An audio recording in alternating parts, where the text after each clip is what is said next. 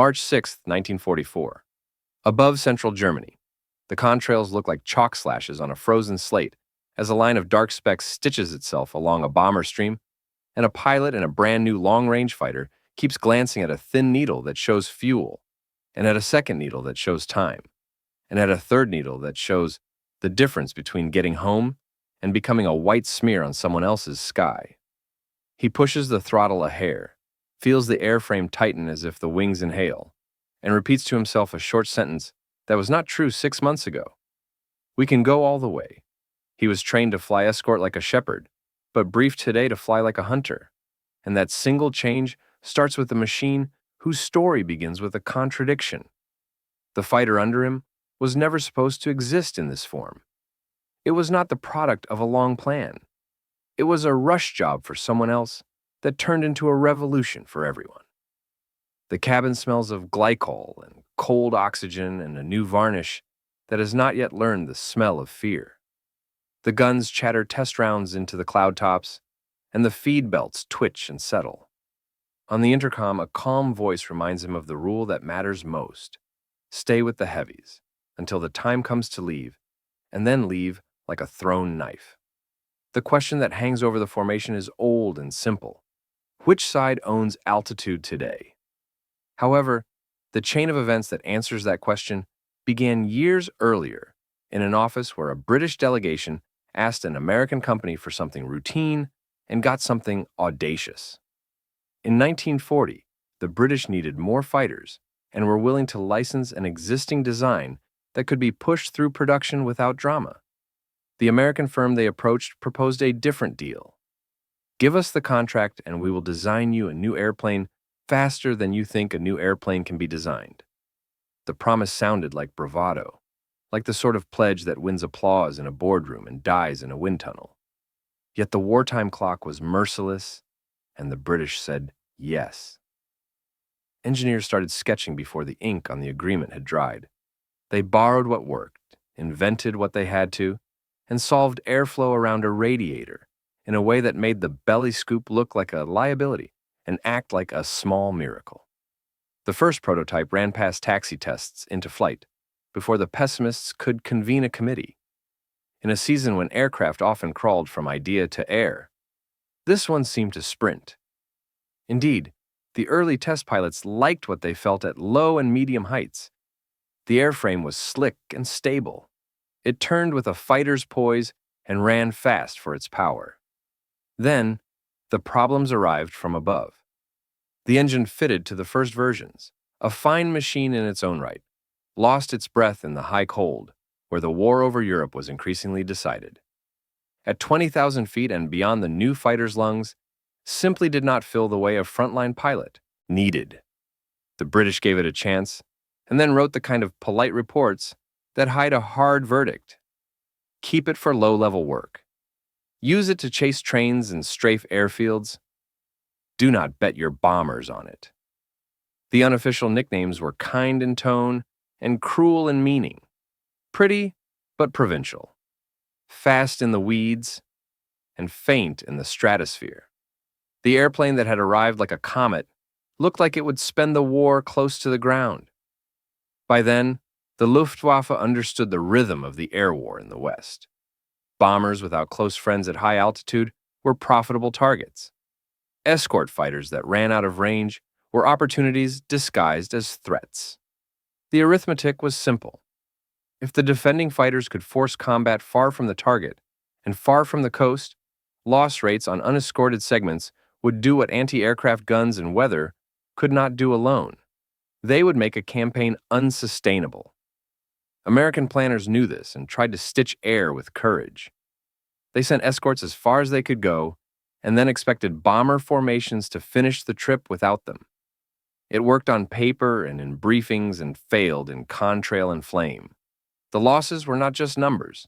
They were crews with names and towns behind them and empty bunks.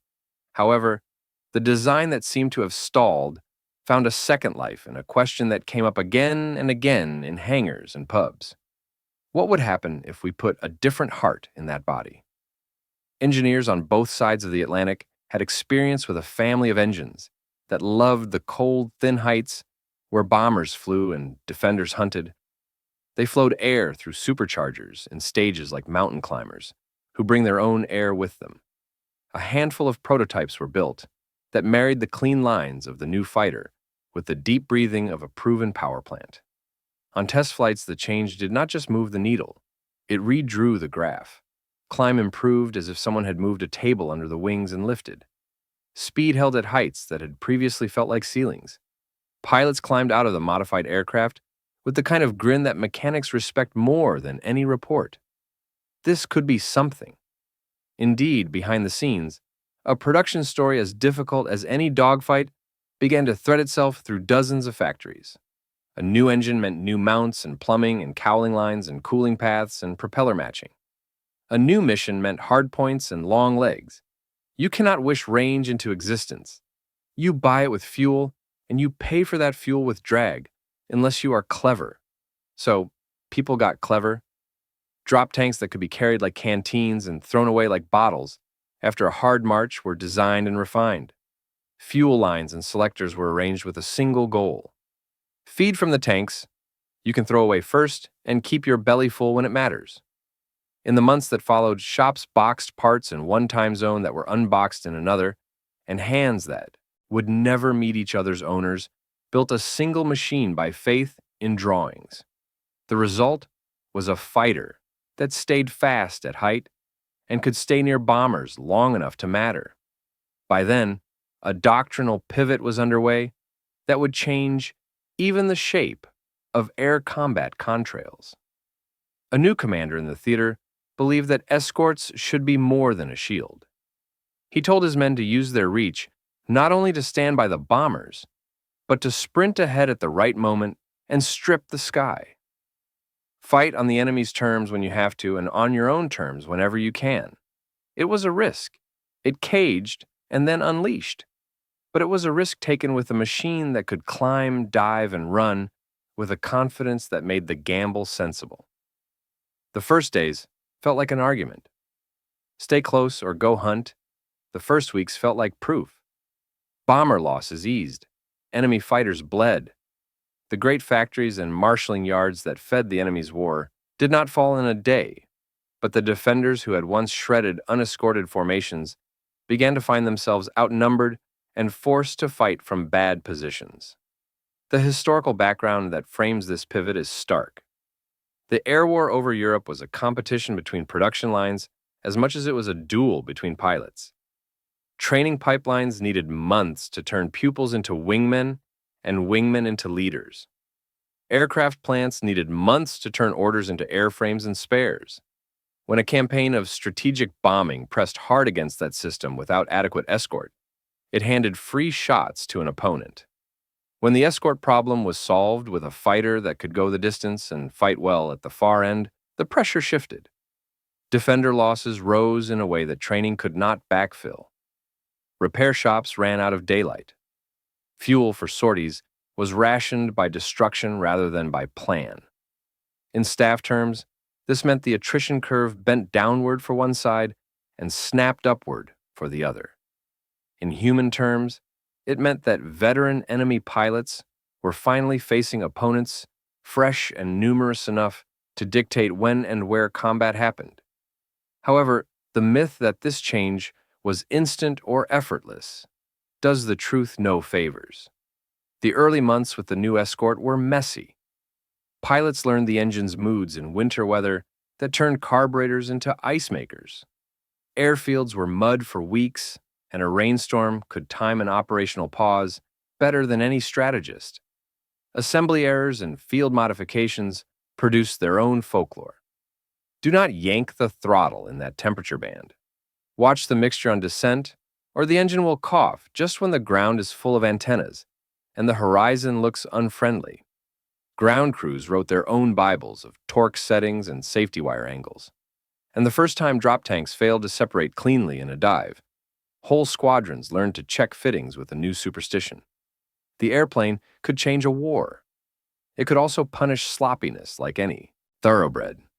Indeed, the first large raids with deep escort were laboratories in public. Bombers plowed toward distant targets with fighters laced through their formations like wolves among a herd, and then at the timed signal, the wolves accelerated outward and upward to clear a patch of sky before the herd entered it. Radios crammed the air with clipped voices, contact calls, altitude calls, calm orders to break right and dive 2,000. The defenders, who had learned to time their pounces to the moment when escorts had to turn back, found instead that the escorts were still climbing. More than one pilot radioed a short sentence that doubled as a confession and a prophecy. They are over the target with us. On days like that, the air war changed from arithmetic to geometry. Defenders were not intercepting a line. They were entering a volume already infested with speed and guns. Statistics caught up with the feeling. Loss rates that had shocked commanders in late 1943 bent down in early 1944. Squadrons that had been bled thin could breathe for a month and then for a season. The enemy's veteran cadre, hurt already by the demands of fighting on multiple fronts, began to shatter in ways that could not be repaired on paper. Factories producing engines and airframes were hit again and again, and even when they survived physically, the commute for workers did not. Rail lines tangled and stayed tangled. The result was a clumsy but real shortage of the one thing an Air Force cannot buy with speeches: time. You cannot fly hours into a student faster than a human can learn. When the sky over the heartland of a nation at war is full of enemy fighters with fuel to loiter and orders to hunt, your young men cannot practice safely, and your experienced men cannot rest. The escort fighter had given the bombing campaign the one medicine it could not buy anywhere else: continuity.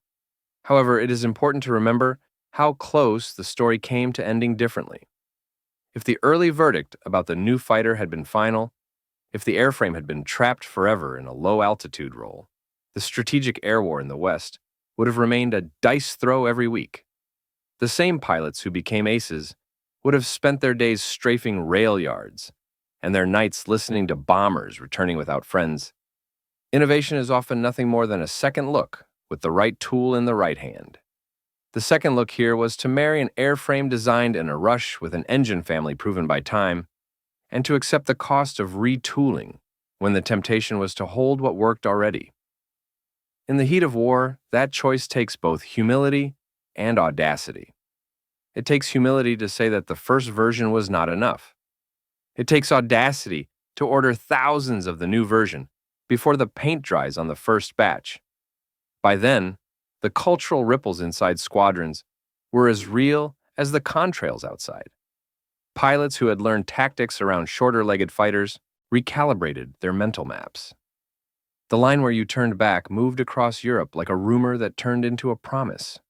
Briefings began to include contingencies for hunts far from the bombers, as well as for rejoin points on the way out. New formations made use of the fighter's speed in a dive and its urge to keep climbing. Pilots stopped thinking of certain altitudes as thin and dangerous because their engines were still making eager power up there. Crews of bombers, who had learned how to count the minutes between the departure of one set of escorts and the arrival of the next, began to see friendly silhouettes loitering near the rally points. Morale is a technical factor. It changes outcomes through decisions made under stress. The new normal for morale was this: we will not be alone today. Indeed, enemy pilots respected and feared the newcomer with a mixture that shows up in memoirs written with the careful balance of pride and pain. They admired the way it could climb after a dive, as if the earth were a springboard and the sky were a friendly ocean. They learned to avoid low-altitude turning fights that had once been a rite of passage. They recalculated how close they could press a deflection shot against a bomber before escorts would fall on them from above. Many nations built great fighters in that war, and many pilots achieved greatness in types that look homely in museum light. The specific contribution of this fighter was to reach deep and fight well there. Depth is a form of power. The day it arrived in depth was the day the campaign turned. Stage by stage, the aircraft matured. Early quirks were resolved. Production tolerances tightened. Field kits standardized radios, gun sights, and heating systems that had previously been a lottery. Long missions taught a new hygiene of nutrition and hydration for pilots, sealed for hours in small cabins. Tactics evolved to use sun angles and contrail bands as weapons, to see layers of sky as separate battlefields stacked within an hour's climb. The airplane was no longer a fast stranger. It was a tool people knew how to sharpen and when to swing. When a pilot strapped in now, he knew what his machine would do at full power and at emergency power, and at the exact moment when the mixture leaned as the target grew in the windscreen. Confidence is not bravado. It is a prediction proven often enough to trust. Then the effect rolled forward into events on the ground. The main purpose of long-range escort was to make the bombing campaign sustainable and effective. And by the late spring of 1944, it had done so to a degree that changed choices for everyone else. Ground formations preparing for a cross-channel invasion trained under skies increasingly free of enemy fighters. Bridges that would have carried reserves to counterattack were damaged in patterns that complicated repair. Communications hubs that stitched together whole regions were visited at inconvenient hours. When the Great Armada crossed the water, the defenders could not mount the concentrated fighter response they would have mounted earlier in the war. They were not gone. They were diluted. There is a difference that soldiers feel as safety and historians record as inevitability. Indeed, the aircraft's story did not end in Europe. In other theaters, it escorted fast bombers across expanses of ocean and jungle, where a forced landing could mean captivity or silence. It discovered that even great machines pay a tax to climate and distance, and that every theater invents its own version of fatigue. In every theater, the lesson rhymed. Range plus performance equals options. Commanders plan differently when the spear can be thrown farther without losing its edge. Enemies flinch differently when their safe zones shrink by miles per month. However, the war changed the machine, even as the machine helped change the war. Pilots who came home carried a new respect for engineers and for the anonymous hands that safety wired the bolts that would never be photographed. Engineers who read combat reports learned to translate adjectives into numbers and back into metal. A complaint about a gun sight reflection became a matte panel. A note about oxygen cold soaked at altitude became a new valve. An anecdote about the way the engine surged when the tank ran dry became a revised procedure and a placard.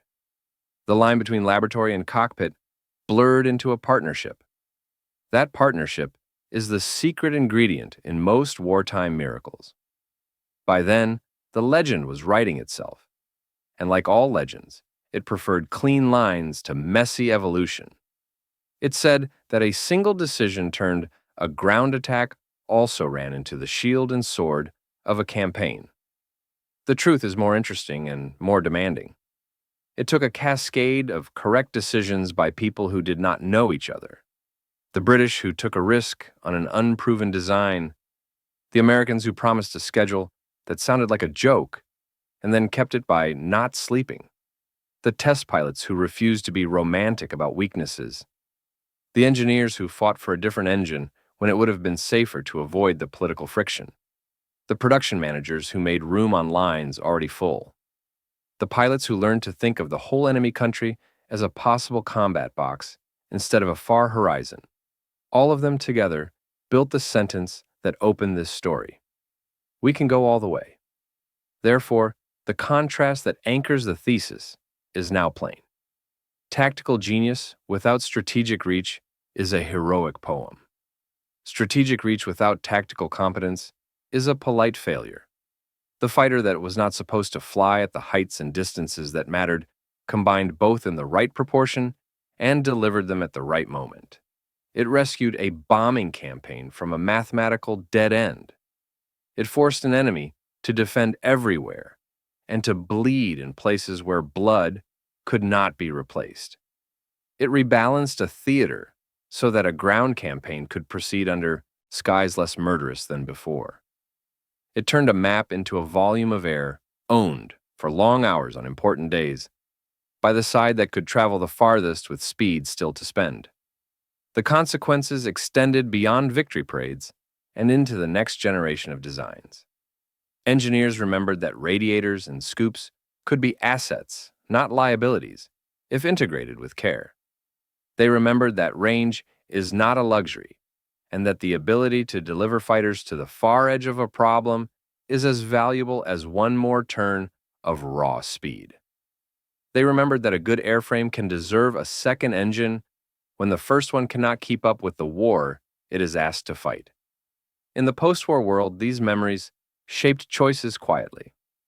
Aircraft grew into long-legged machines as a default, not as an exception. Doctrine assumed that air superiority might have to be created far from home and kept there. The airplane's descendants carried these lessons in their bones. In reality, the pilots who made the legend did not speak like theorists. They spoke like people who had flown very far in cold air for a long time. They talked about the way the engine smoothed out at a certain manifold pressure, and the way the guns converged in a tight oval at a chosen range, and the way the canopy would fog in a climb and then clear with a twitch of a vent. They remembered seeing enemy fighters dive toward bombers and feeling the delicious cruelty of being above them at that moment, of rolling in, of pressing the trigger gently and seeing tracers curve, not at random, but into a calculation that someone on the ground had tested 100 times with plywood silhouettes and stopwatches. They remembered landing with fuel so low the needle trembled but never fell through zero, which is the narrow difference between daring and folly. They remembered that the machine knew how to come home. However, not all memories were clean. There were days when weather killed more sorties than fighters did. There were days when engines coughed at the wrong moment, and cockpits filled with smoke, and men kicked canopies in panic and slid over the side into a sky that was suddenly too quiet. There were days when escorts arrived 5 minutes late, and those 5 minutes were an indictment no apology could erase. A great airplane cannot erase war's cruelty. It can only change its odds. The men who strapped into this one accepted those odds in exchange for a job that needed doing, and they did it until the enemy's air arm could no longer decide the terms of the fight. By then, the title of this story reads like a verdict. The fighter that was not supposed to fly at the heights that mattered changed the war in the only currency a war respects. It changed what was possible every morning on the board. It changed who arrived and who did not. It changed where lines were drawn on maps and how often they were erased. It did not do this alone. No machine does. But it did it decisively and at the right time, which is an art as fine as any pilot's aim. In the epilogue, we return to a cockpit over central Germany as a pilot checks his fuel again, and then checks it a third time out of habit. He looks left and right and sees friends where, 6 months earlier, there would have been only helpless distance. He hears the call to push ahead, and he pushes. Sunlight flashes off a canopy, and then off a wingtip, and then off nothing at all, as he slides into a position so natural he could believe he was born to it. When he squeezes the trigger, the guns do what guns have always done. The difference is where he is when he does it and how sure he is that he will bring the airplane home. That certainty is the quiet victory that underwrites the loud ones. Therefore, the closing thought is simple and demanding. Do not let the clean line of a legend hide the mess that made it possible. The fighter that was not supposed to fly changed the war because people refused to accept the first verdict on a promising shape. They refused to let altitude decide by default. They refused to worship the familiar when the necessary stood next to it on a hangar floor. They chose to re-engineer in a hurry and to teach in a hurry and to fight with what they had today while building what they would need tomorrow. That is how wars are won in the air, and how the peace that follows is shaped. Narrated by Qarnox Noir Chronicles. Subscribe for more untold chapters of history.